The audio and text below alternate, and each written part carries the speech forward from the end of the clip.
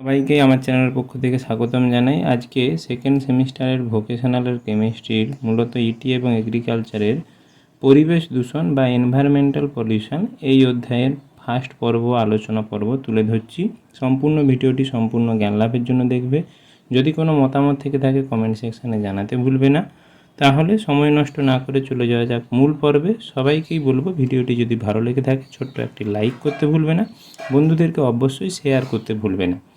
কিছু প্রশ্ন পরিবেশ দূষণ সম্পর্কিত আমি উপস্থাপন করব এবং সেইগুলো বিস্তারিতভাবে আলোচনা করব, তাই সম্পূর্ণ ভিডিওটি অবশ্যই সম্পূর্ণ জ্ঞান বা মনোযোগ সহকারে অবশ্যই কিন্তু শুনবে এবং দেখবে। প্রথম যে প্রশ্নটি রয়েছে, পরিবেশ কাকে বলে? আমাদের চারপাশে যে রকমের জড় এবং সজীব উপাদান রয়েছে সমস্তগুলোকে একসাথে নিয়েই বলা হয় আমাদের পরিবেশ। এরপরে রয়েছে পরিবেশের প্রকারভেদ। পরিবেশকে কটি ভাগে ভাগ করা যায়? পরিবেশকে মূলত দুটি ভাগে ভাগ করা যায় তার উপাদানের উপর ভিত্তি করে, একটি সজীব উপাদান, একটি জড় উপাদান। সজীব উপাদানকে বলা হয় বায়োটিক, যেমন সজীব উপাদানের মধ্যে উদ্ভিদ, প্রাণী এবং বিভিন্ন রকমের জীবাণু উদ্ভিদ প্রাণীদের মধ্যে আমরাও পড়ি। তাহলে সেইগুলোই হচ্ছে পরিবেশের উপাদানগুলোর প্রকারভেদের মধ্যে, বায়োটিক প্রকারভেদের মধ্যে পড়ে। এরপরে রয়েছে অ্যাবায়োটিক বা জড় উপাদান। মাটি, যেমন বায়ু, তোমার জল, এগুলো সবই অ্যাবায়োটিক উপাদানের মধ্যে পড়ে। এরপরে দুয়ে রয়েছে বিশ্ব পরিবেশ কী দ্বারা গঠিত হয়? বিশ্ব পরিবেশ বা গ্লোবাল এনভায়রনমেন্ট কী দ্বারা গঠিত হয়? বিশ্ব পরিবেশ বা গ্লোবাল এনভায়রনমেন্ট মূলত তিনটি জিনিস দ্বারা গঠিত হয়। সেই তিনটি জিনিস কি কি না, একটি হচ্ছে লিথোস্ফিয়ার, আর একটি হাইড্রোস্ফিয়ার, আর একটি হচ্ছে অ্যাটমসফিয়ার। লিথোস্ফিয়ারের মধ্যে পড়ে বিভিন্ন ধরনের মাটি, যে মাটিগুলো বিভিন্ন জায়গার তার ভৌগোলিক গঠন অনুসারে সেখানকার মাটি তার সেখানকার জীববৈচিত্র্যকে প্রকাশ করে। এরপরে চলে আসি আমাদের হাইড্রোস্ফিয়ারে। হাইড্রোস্ফিয়ারে মূলত যত পৃথিবীর বুকে জল রয়েছে সেই জলের অংশকে হাইড্রোস্ফিয়ারে বলা হয়। তার মধ্যে প্রায় 70% পৃথিবীর নোনা জল বা সমুদ্রের জল রয়েছে, বাকি 30% রয়েছে ভূমিষ্ঠ জল, বৃষ্টির জল বা ভূগর্ভস্থের উপরের মিষ্টির জল। এই সমস্ত জলগুলো নিয়ে, বিভিন্ন হ্রদের জল, এই সমস্ত জলগুলো নিয়ে বাকি 30% জল রয়েছে যেগুলো আমরা পানের যোগ্য। এরপরে রয়েছে বায়োস্ফিয়ার বা জীবমণ্ডল কাকে বলে? বায়োস্ফিয়ার বা জীবমণ্ডল হলো, আর একটা রয়েছে, তোমাদের লিথোস্ফিয়ার বললাম, হাইড্রোস্ফিয়ার বললাম, এখানে বিশ্ব পরিবেশের আর একটা উপাদান বললাম অ্যাটমসফিয়ার। সেই অ্যাটমসফিয়ারের যে অংশগুলো রয়েছে, অ্যাটমসফিয়ার বলতে আমাদের পৃথিবী পৃষ্ঠ জুড়ে প্রায় 150 কিলোমিটার পর্যন্ত বিস্তৃত যে বায়ুস্তর, সেই বায়ুস্তরকে বলা হয় অ্যাটমসফিয়ারের অংশ। অ্যাটমসফিয়ারের আবার দুটো ভাগ রয়েছে, তার উপাদান এবং উষ্ণতার তারতম্য অনুসারে তাকে দুটি ভাগে ভাগ করা যায়। যেমন উপাদানের উপর নির্ভর করে বায়ুমণ্ডলকে দুটো ভাগে ভাগ করা যায়, হোমোস্ফিয়ার, হেটেরোস্ফিয়ার, আর উষ্ণতার তারতম্য অনুসারে বায়ুমণ্ডলকে 6টি ভাগে ভাগ করা যায়, যেমন ট্রপোস্ফিয়ার, স্ট্র্যাটোস্ফিয়ার, ওজোনোস্ফিয়ার, আয়োনোস্ফিয়ার, এরকম বিভিন্ন ভাগে ভাগ করা যায়। এরপরে তার বিভিন্ন উচ্চতা অনুসারে, তাদের উষ্ণতার তারতম্য অনুসারে তাদেরকে ভাগ করা যায়। এরপরে আমরা জানব বায়োস্ফিয়ার বা জীবমণ্ডল কাকে বলে। বায়োস্ফিয়ার বা জীবমণ্ডল হলো কোনো জায়গায় ভৌগোলিক অবস্থানের উপর নির্ভর করে সেখানে যে সমস্ত জীবমণ্ডল বা জীবদের বসবাস, সেই জীবদের বসবাসের কিছু বিশেষ বৈচিত্র্য রয়েছে।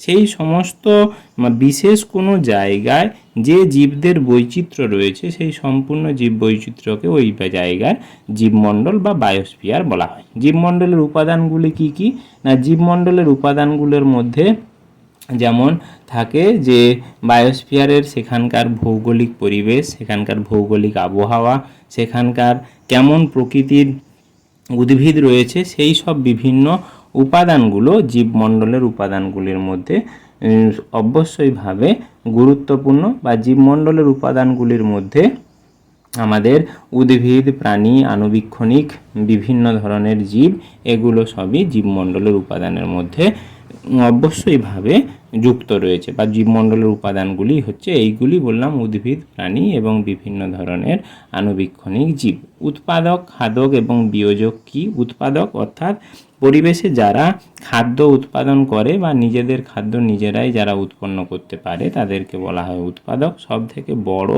একটা উৎপাদক হচ্ছে আমাদের উদ্ভিদকুল বা যত রকমের গাছপালা রয়েছে তারাই কেবল নিজেদের খাদ্য নিজেরা উৎপন্ন করতে পারে, তাদেরকেই বলা হয় উৎপাদক। এরপরে রয়েছে খাদক, যারা উৎপাদকের উপর নির্ভর করে নিজেদের জীবন অতিবাহিত করে তাদেরকে বলা হয় খাদক। এরপরে রয়েছে বিয়োজক। বিয়োজক কি করে না, যারা এই উৎপাদক এবং খাদককে বিয়োজিত করতে পারে, সাধারণত কিছু ব্যাকটেরিয়া, কিছু অণুজীব যারা কি করতে পারে না, মূলত এই প্রাণী এবং উদ্ভিদদেরকে পরিবেশের সঙ্গে মিশে যেতে সাহায্য করে, তাদেরকে বলা হয় বিয়োজক। এর পরবর্তী যে প্রশ্ন রয়েছে, জীবমণ্ডলে পৃথিবীর বুকের বিস্তৃতি, অর্থাৎ পৃথিবীর যে বায়োস্ফিয়ার বা জৈব বৈচিত্র্য বা জীবমণ্ডল রয়েছে, পৃথিবীর কত গভীরতায় বা কত উচ্চতা পর্যন্ত এদের বিস্তৃতি রয়েছে। প্রথমে চলে আসি মাটির গভীরে। মাটির গভীরে প্রায় 100 মিটার পর্যন্ত জীবের বিভিন্ন ধরনের আমরা বাসস্থান লক্ষ্য করা যায়। সমুদ্রের গভীরে প্রায় 100 মিটার পর্যন্ত বিভিন্ন ধরনের জীবের বাসস্থান লক্ষ্য করা যায়। আর বায়ুমণ্ডলে প্রায় 300 মিটার উঁচু পর্যন্ত বা ভূপৃষ্ঠ থেকে মহাশূন্য পর্যন্ত 300 মিটার উঁচু পর্যন্ত প্রাণীদের বা জীবদের অস্তিত্ব লক্ষ্য করা যায়। শীতলতম জীবমণ্ডল অঞ্চল কাকে বলে? পৃথিবীর উত্তর এবং দক্ষিণ মেরু অঞ্চল, যেখানে প্রচুর পরিমাণে ঠান্ডা অবস্থিত, সেই অঞ্চলগুলিকে বলা হয় না পৃথিবীর জীবমণ্ডল। তারপরে রয়েছে যে পরিবেশ দূষণের কারণগুলি কি কি। পরিবেশ আছে, তার আগে চলে যাই যে পরিবেশ দূষণ কাকে বলে। পরিবেশ দূষণ কাকে বলে, যেহেতু আমরা পরিবেশ দূষণ অধ্যায় নিয়ে পড়ছি, তারপরে আমরা তার কারণগুলো নিয়ে আলোচনা করব। পরিবেশ দূষণ কাকে বলে না, পরিবেশ দূষণ হচ্ছে পরিবেশে যে পরিমাণ বা অত্যাধিক পরিমাণ অবাঞ্ছিত পদার্থের সংযোগের ফলে পরিবেশের যা স্বাভাবিক উপাদান ছিল তার ভারসাম্য হারিয়ে ফেলে পরিবেশে উপস্থিত উদ্ভিদ, প্রাণীকুল এবং উদ্ভিদের বা মানুষ জীবন এবং তার সঙ্গে পরিবেশের যে সমস্ত জীব রয়েছে তাদের যদি জীবন হানির কারণ হয়ে দাঁড়ায়, তখন বলা হয় সেই পরিবেশ দূষিত হয়ে গিয়েছে। বা বলতে পারি পরিবেশে স্বাভাবিক উপাদানগুলির থেকে যদি অত্যাধিক পরিমাণে বাহ্যিক কোনো উপাদান এসে যুক্ত হয়, যার ফলে পরিবেশে অবস্থিত জীবদের বংশবিস্তার বা জীবদের জীবনযাপন করা খুবই পরিমাণে সমস্যার কারণ হয়ে দাঁড়ায়, তখন বলা হয় যে পরিবেশ দূষিত হয়ে গেছে বা সেই পরিবেশে দূষণ বলা হয়, সেই পরিবেশের দূষণ তাকে বলা হয়। দূষণের প্রকারভেদ। দূষণকে কটি ভাগে ভাগ করা যায়? দূষণকে মূলত আমাদের তার ধরন অনুযায়ী বা দূষণের প্রকৃতি অনুযায়ী দূষণগুলিকে দূষণের পর তারপরে আমরা কারণগুলি জানবো। দূষণের কারণগুলি কি কি না, দূষণের কারণগুলি হচ্ছে মূলত দুটি ধরনের। একটি হলো মনুষ্যজনিত কারণ আর একটি প্রাকৃতিক কারণ। এখন বেশিরভাগই কারণ কিন্তু মনুষ্যজনিত কারণেই পরিবেশ দূষণ অত্যাধিক পরিমাণে বৃদ্ধি পেয়েছে। মনুষ্যজনিত কারণগুলির মধ্যে যেগুলি খুবই মূল পয়েন্ট, সেগুলো হলো ভীষণভাবে জনসংখ্যা বৃদ্ধি, ব্যাপকভাবে যানবাহন বৃদ্ধি, বিপুলভাবে বৃক্ষছেদন, শিল্প কারখানা তৈরি, দ্রুত গতিতে নগরায়ন, কৃষিকার্যে কীটনাশক প্রয়োগ, সারের প্রয়োগ, বিভিন্ন জলাশয়কে ভরিয়ে বা জলাশয়ে বিভিন্ন ধরনের বর্জ্য পদার্থ নিক্ষেপ করা, পারমাণবিক বিস্ফোরণ, এইগুলি হলো মনুষ্য কারণগুলির মধ্যে বিশেষ বিশেষ পয়েন্ট বা যেগুলোর জন্য বিশেষ বিশেষ পরিবেশ দূষণের দায়ী। এছাড়া রয়েছে প্রাকৃতিক কারণ। প্রাকৃতিক কারণের মধ্যে দাবানল, অগ্ন্যুৎপাত, তীব্র ঝড়ঝঞ্ঝা, বন্যা, খরা, সাইক্লোন, সেগুলি দাবানল, এগুলি সবই তেজস্ক্রিয়তা, এগুলি সবই কিন্তু প্রাকৃতিক কারণের জন্য, অর্থাৎ প্রাকৃতিকভাবে যে তেজস্ক্রিয় দূষণ হয় তার ফলে। এরপরে দূষণের প্রকারভেদ। দূষণ সাধারণত মূলত কত ধরনের হয়? দূষণের মূলত 4 ধরনের দূষণ হয়। এছাড়াও আরও কিছু দূষণ রয়েছে, আমরা মূলত 4 ধরনের দূষণ সম্পর্কে জেনে নেই। ভিডিওটি একটু লেন্দি হবে, কিন্তু তোমরা অবশ্যই মনোযোগ সহকারে দেখবে, তাহলে কিন্তু তোমাদের এই যে প্রশ্নগুলো আলোচনা করছি সেগুলো পরীক্ষাতে একটু মোটামুটি টাচে থাকলে পরীক্ষাতে কিন্তু উত্তর তোমরা নিজে থেকে দিতে পারবে। দূষণের প্রকারভেদ। দূষণ মূলত 4টি ভাগে বিভক্ত। একটি বললাম বায়ু দূষণ, জল দূষণ, মৃত্তিকা দূষণ এবং শব্দ দূষণ। এরপরে রয়েছে এছাড়াও যেগুলো রয়েছে মেরিন দূষণ, অর্থাৎ সমুদ্রের যে দূষণ, তেজস্ক্রিয় দূষণ, থার্মাল দূষণ, নিউক্লিয়ার পলিউশন বা তেজস্ক্রিয় দূষণ, এগুলো হচ্ছে অন্যান্য দূষণগুলোর মধ্যে পড়ে। মেরিন দূষণ অর্থাৎ সমুদ্রে বিভিন্ন ধরনের কলকারখানা থেকে বা মনুষ্যজনিত বিভিন্ন ধরনের বর্জ্য পদার্থ যদি সমুদ্রে মিশে গিয়ে সমুদ্রে দূষণ করে তখন তাকে মেরিন দূষণ বলা হবে। থার্মাল দূষণ বিভিন্ন শিল্প কারখানায় যে গরম জল সেগুলো যদি পরিবেশে সাধারণ সমুদ্রের জলের তাপমাত্রার পরিবর্তন ঘটায় মিশে গিয়ে তখন তাকে বলা হয় থার্মাল দূষণ। তেজস্ক্রিয় দূষণ আমরা প্রত্যেকেই জানি, পারমাণবিক বিদ্যুৎ কেন্দ্র বা বিভিন্ন রকমের পারমাণবিক বোমা আবিষ্কারের জন্য ভিন্ন ধরনের যে তেজস্ক্রিয় পদার্থজনিত যে দূষণ তাকে বলা হয় তেজস্ক্রিয় দূষণের মধ্যে পড়ে।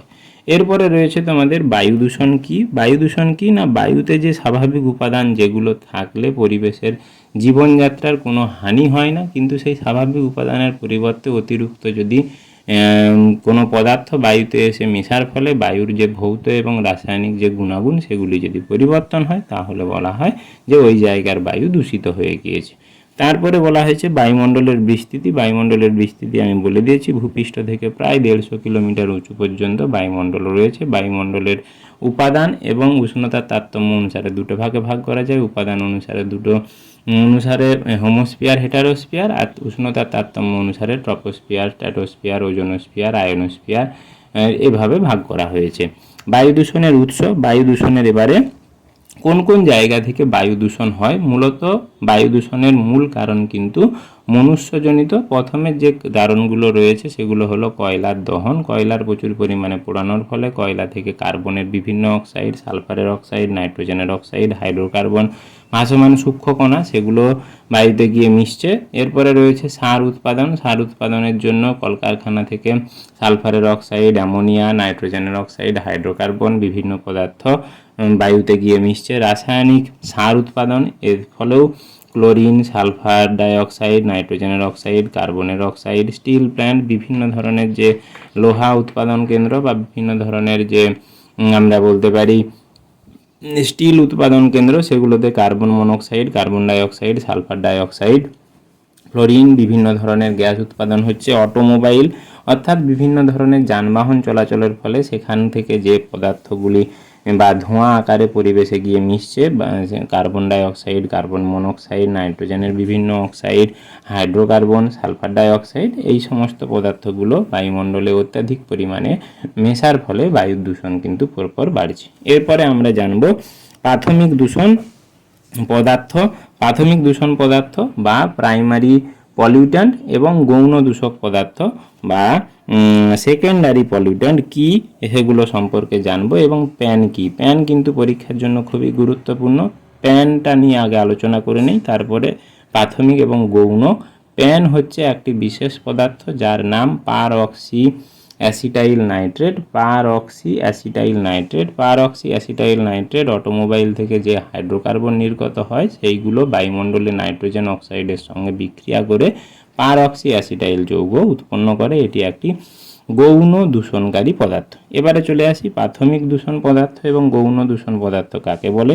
প্রাথমিক দূষণ পদার্থ হচ্ছে সেই সব পদার্থ যেগুলো বায়ুমণ্ডলে সরাসরি মেশার ফলেই পরিবেশে বা বায়ু দূষণের জন্য দায়ী, সেগুলোই হচ্ছে প্রাথমিক দূষণ পদার্থ। যেমন কার্বন মনোক্সাইড, সালফারের অক্সাইড বা sulphur dioxide, sulphur trioxide, nitrogen oxide, nitric oxide, এইগুলো নাইট্রোজেন ডাইঅক্সাইড, এগুলো সবই প্রাথমিক দূষণ পদার্থ। অর্থাৎ যেগুলো সরাসরি বায়ুমণ্ডলে মেশার ফলেই সেখান থেকেই পরিবেশ দূষণ হচ্ছে তাকেই বলা হয় প্রাথমিক দূষণ পদার্থ। গৌণ দূষণ পদার্থ যেগুলো সরাসরি পরিবেশে দূষণের জন্য দায়ী নয়, কিন্তু কি হচ্ছে না অন্য কোনো পদার্থের সঙ্গে মিশে গিয়ে সেই সব পদার্থগুলো নতুন একটি পদার্থ উৎপাদন করে, সেগুলো পরিবেশ দূষণ করছে। যেমন প্যান বললাম যে হাইড্রোকার্বন এবং নাইট্রোজেন ডাইঅক্সাইডের সঙ্গে মিশার ফলে প্যান বা পারঅক্সি অ্যাসিটাইল নাইট্রেট উৎপন্ন হচ্ছে, যেটা কি করছে পরিবেশকে দূষণ করছে। এছাড়াও ওজন, ফর্মালডিহাইড, এগুলো হচ্ছে গৌণ দূষণকারী পদার্থ বা সেকেন্ডারি পলিউটেন্ট হিসাবে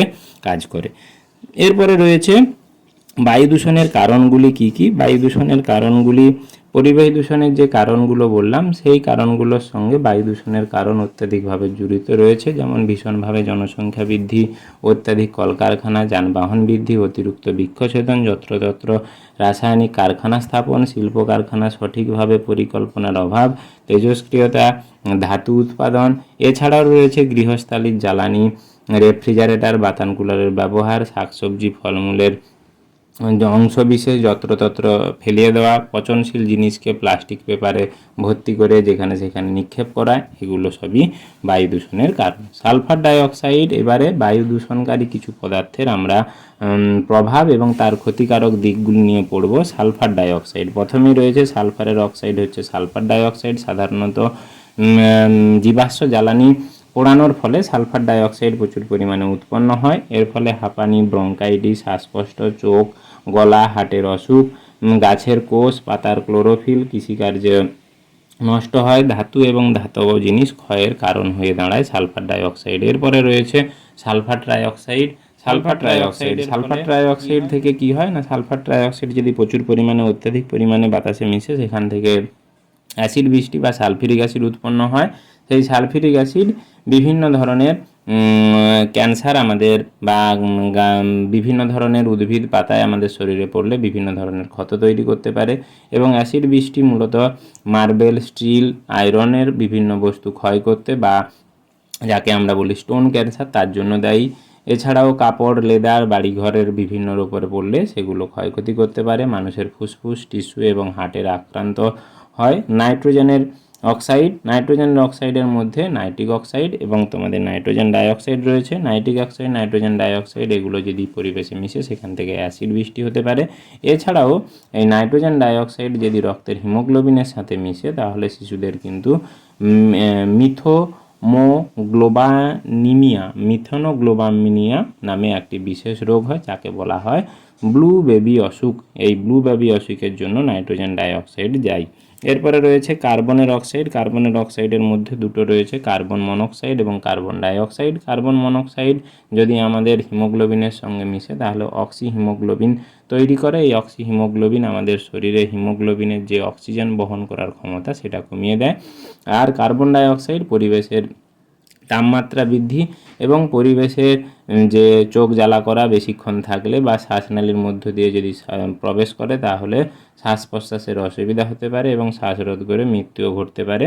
তারপরে রয়েছে ওজোন। ওজোন সাধারণত ওজোনোস্ফিয়ারে থাকে। সেই ওজোন যদি পরিবেশে সরাসরি আমাদের যদি আমরা অনেকক্ষণ সেই ওজনের মধ্যে থাকি তাহলে আমাদের শরীরে বিভিন্ন ধরনের সমস্যা হতে পারে, এমনকি ডিএনএ, আরএনএর রক্তের পরিবর্তন করতে পারে।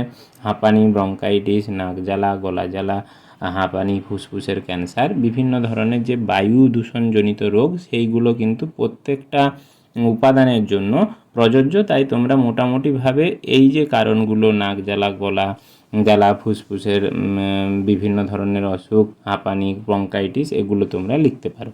হাইড্রোকার্বন সাধারণত জীবাশ্ম জ্বালানি দহনের ফলে অটোমোবাইল বা বিভিন্ন ধরনের কারখানা থেকে উৎপন্ন হয়, যেগুলো কি করতে পারে, চোখ, কান জ্বালা, গলা জ্বালা, হাঁপানি, শাকসবজি নষ্ট করা, রাবারের তৈরি টায়ার, কেবেলের ইনসুলেটর এগুলোর ক্ষতি করতে পারে, বায়ুমণ্ডলের ধোঁয়াশা তৈরি করতে পারে। আর বললাম ওই যে প্যান উৎপাদনের জন্য হাইড্রোকার্বন দায়ী, যেখানে হাইড্রোকার্বনের সঙ্গে নাইট্রোজেনের অক্সাইড বিক্রিয়া করে প্যান বা পার অক্সিঅ্যাসিটাইল নাইট্রেট উৎপন্ন করে। এরপরে রয়েছে হাইড্রোজেন ফ্লোরাইড বা এইচএফ। হাইড্রোজেন ফ্লোরাইড কিন্তু খুবই ক্ষতিকারক পদার্থ। এখানে যদি অনেকক্ষণ থাকা যায় তখন কিন্তু চোখ জ্বালা করতে পারে, দাঁত হাড়ের ক্ষতি করতে পারে, শ্বাসকষ্ট করতে পারে এবং উদ্ভিদের ফ্লুরোসিস নামে রোগ দেখতে পাওয়া যায় এই হাইড্রোজেন ফ্লোরাইড বেশি পরিমাণে যদি পরিবেশে থাকে। সূক্ষ্মকণা বা এসপিএম কি? সূক্ষ্মকণা, এসপিএমের পুরো নাম চলে আসি, এসপিএম পরীক্ষার জন্য বারবার পড়ে। এসপিএমের পুরো নাম হচ্ছে সাসপেন্ডেড পার্টিকেল ম্যাটার বা সাসপেন্ডেড পার্টিকুলেট ম্যাটার, অর্থাৎ বায়ুতে অবস্থিত যে ভাসমান ধূলিকণা তাদেরকে বলা হয় তরল সূক্ষ্ম ধূলিকণা, তাদেরকেই বলা হয় এসপিএম, সাসপেন্ডেড পার্টিকেল। এই তরল সূক্ষ্ম ধূলিকণা কিন্তু পরিবেশের জীবমণ্ডলের জন্য খুবই ক্ষতিকারক। সেই ধূলিকণাগুলোর মধ্যে অনেক কিছু জিনিস মিশে থাকে, তার প্রত্যেকটার আমরা মোটামুটিভাবে উৎস এবং তার ক্ষতিকারক দিকগুলো জানব। প্রথমেই রয়েছে ধূলিকণা। ধূলিকণা কি না, ধূলিকণাকে বলা হয় ডাস্ট। সাধারণত যেগুলো মেশিন বা সাধারণত গ্রাইন্ডিং চুল্লি বা যেখানে খনি রয়েছে সেখানে প্রচুর পরিমাণে ধূলিকণা উৎপন্ন হয়, বা সিমেন্ট কারখানা সেখানে প্রচুর পরিমাণে ধূলিকণা উৎপন্ন হয়, অথবা যানবাহন চলাচলের জন্য রাস্তা থেকে প্রচুর পরিমাণে ধুলো, বা যেখানে বিভিন্ন ধরনের নগরায়ন চলছে বা বিভিন্ন ধরনের বড় বড় বিল্ডিং উৎপাদন তৈরি হচ্ছে, সেখানে কিন্তু ধূলিকণার প্রচুর পরিমাণে উৎস বা প্রচুর পরিমাণে উৎপন্ন হয়। সেই ধূলিকণাগুলো যদি সরাসরি আমাদের ফুসফুসে গিয়ে মিশে তাহলে অ্যালার্জি, বিভিন্ন ফুসফুসজনিত রোগ, সিলকোসিস এগুলো রোগ দেখতে পাওয়া যায়।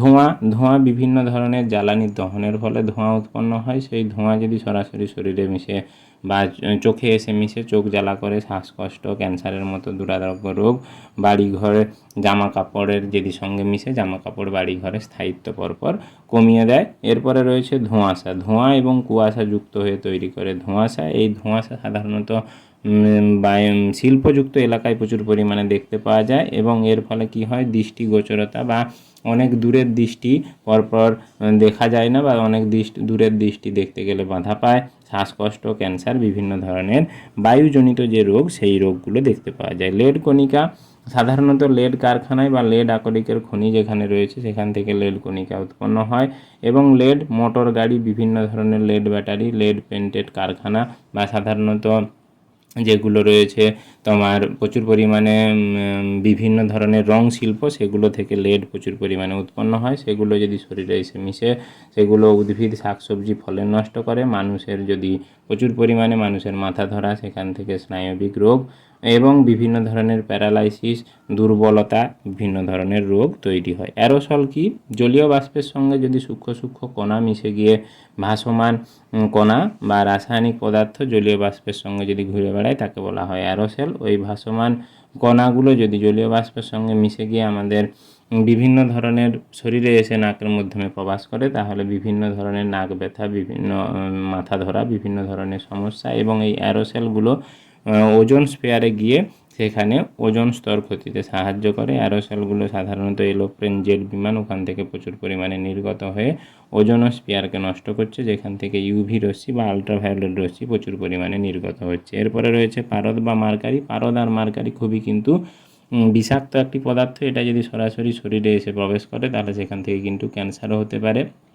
বা যেটা আমরা মিনামাটা রোগ হিসাবে জানি, যেটা মিনামাটা উপত্যকাতে হয়েছিল। সেখানে পারদজনিত বিভিন্ন ধরনের মাছ খাওয়ার ফলে সেখানে মানুষের মধ্যে স্নায়বিক দুর্বলতা, বিভিন্ন ধরনের তাদের মস্তিষ্কের বৃদ্ধি, ঘাটতি ধরা, সেরকম সমস্যা দেখা দিয়েছিল। এই পারদজনিত বাষ্প যদি শরীরে প্রবেশ করে তাহলে কিন্তু স্নায়ুর রোগ, বিভিন্ন ধরনের ফুসফুসের রোগ, এমনকি মাতৃগর্ভে থাকা শিশুর যে মস্তিষ্কের বিকাশ সেটাও কিন্তু বাধাপ্রাপ্ত হতে পারে। তাহলে আজকে এইখান পর্যন্তই। পরবর্তী সময়ে আবার একটি নতুন ভিডিও নিয়ে হাজির হব। ততদিনের জন্য ধন্যবাদ, নমস্কার।